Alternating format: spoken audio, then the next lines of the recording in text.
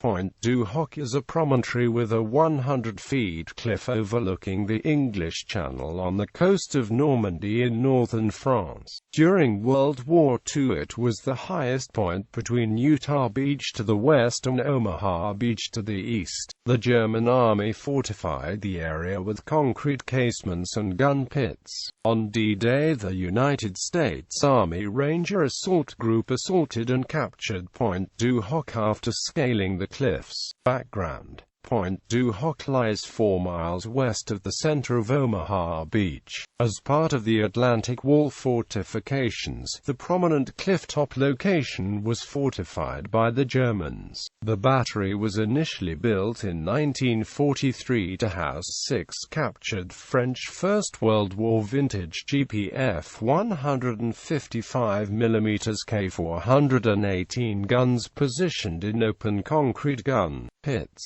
The battery was occupied by the 2nd Battery of Army Coastal Artillery Regiment 1260, to defend the promontory from attack. Elements of the 352nd Infantry Division were stationed at the battery. Prelude: to provide increased defensive capability, the Germans began to improve the defenses of the battery in the spring of 1944, with enclosed H-671 concrete casemates. The plan was to build 6 casemates, but 2 were unfinished when the location was attacked. The casemates were built over and in front of the circular gun pits, which housed the 155mm guns. Also built was AH-636 observation bunker and L-409A mounts for 20mm Flak 30 anti-aircraft guns. The 155mm guns would have threatened the Allied landings on Omaha and Utah beaches when finished, risking heavy casualties to the landing forces. The location was bombed in April 1944, after which the Germans removed the 155mm guns. During preparation for Operation Overlord, it was determined that Pointe du Hoc should be attacked by ground forces, to prevent the Germans using the casemates for observation. The U.S.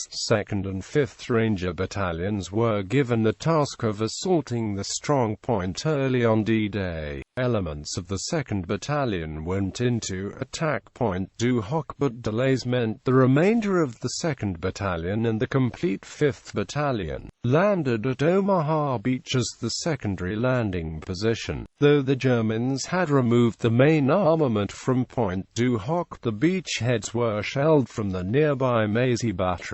The rediscovery of the battery at Mazie has shown that it was responsible for firing on the Allied beachheads until June 9, 1944. Plan: Pointe du Hoc lay within the General Leonard Gero's 5th Corps field of operations. This then went to the 1st Infantry Division and then down to the right-hand assault formation. The 116th Infantry Regiment attached from 29th Division.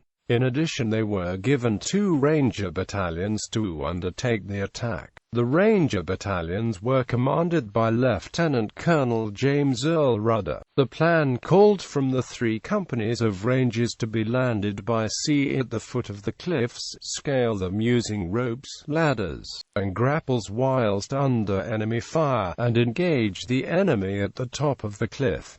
This was to be carried out before the main landings. The Rangers trained for the cliff assault on the Isle of Wight, under the direction of British commandos.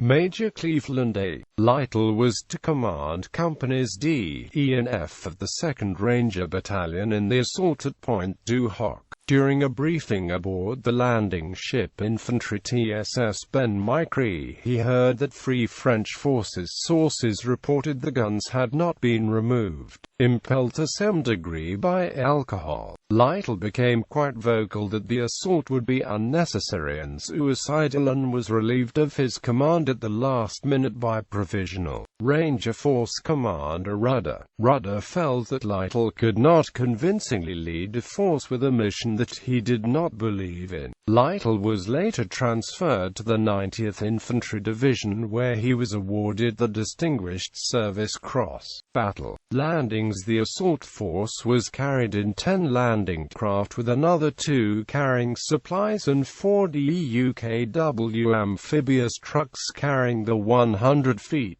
ladders requisitioned from the London Fire Brigade. 1 landing craft carrying troops sank and all but one of its occupants drowned. Another was swamped. 1 supply craft sank and the other put the stores overboard to stay afloat. German fire sank one of the DUKWs. Once within a mile of the shore, German mortars and machine guns fired on the craft. These initial setbacks resulted in a 40-minute delay in landing at the base of the cliffs, but British landing craft carrying the Rangers finally reached the base of the cliffs at 7:10 a.m. with approximately half the force it started out with. The landing craft were fitted with rocket launchers to fire grapnels and ropes up the cliffs. As the Rangers scaled the cliffs, the Allied destroyers Satterley and HMS Talleyrand provided them with fire support and ensured that the German defenders above could not fire down on the assaulting troops.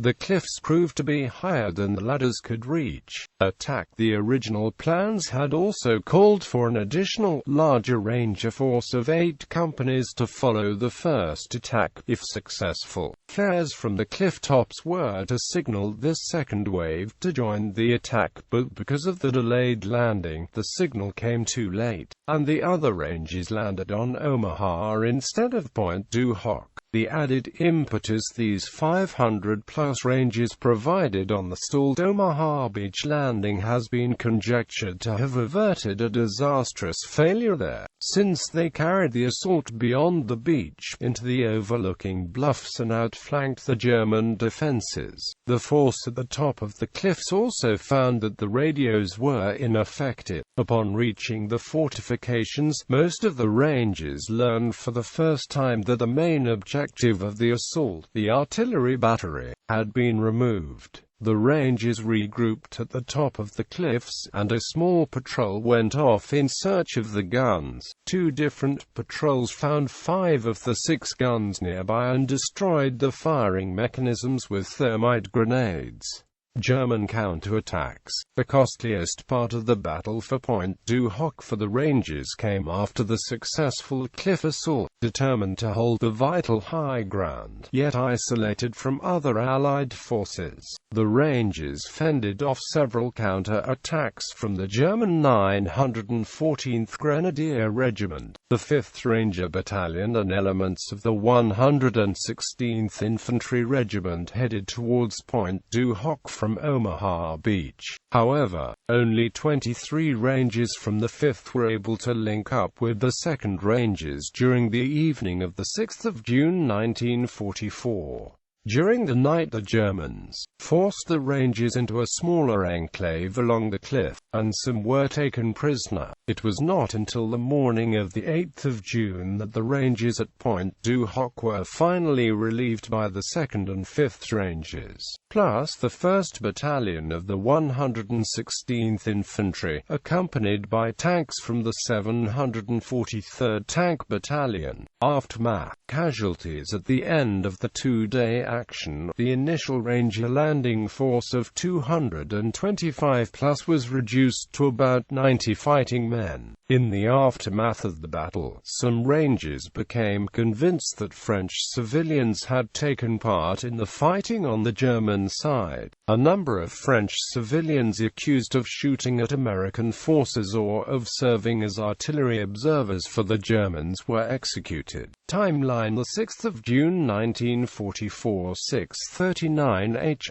D, E and F companies of 2nd Ranger Battalion approached the Normandy coast in a flotilla of 12 craft. 7:05 strong tides and navigation errors mean the initial assault arrives late, and the 5th Ranger Battalion as well A and B companies from 2nd Battalion move to Omaha Beach instead. 7:30 Rangers fight the way up the cliff and reach the top and start engaging the Germans across the battery. Rangers discover the casemates are empty.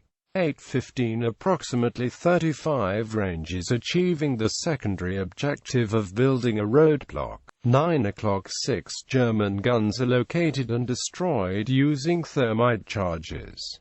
For the rest of the day the Rangers repel several German counterattacks. During the evening, one patrol from the Rangers that landed at Omaha Beach make it through to join the Rangers at Pointe du Hoc. The 7th of June 1944 the Rangers continue to defend an even smaller area on Pointe du Hoc against German counterattacks. Afternoon, a platoon of Rangers arrives on an LSD with wounded removed. The 8th of June 1944 morning, the Rangers are relieved by troops arriving from Omaha Beach. Commemoration. Pointe du Hoc now features a memorial and museum dedicated to the battle. Many of the original fortifications have been left in place and the site remains speckled with a number of bomb craters. On the 11th of January 1979 this 13-hectare field was transferred to American control, and the American Battle Monuments Commission was made responsible for its maintenance. Media. The movie, The Longest Day, depicts the assault and capture of Pointe du Hoc.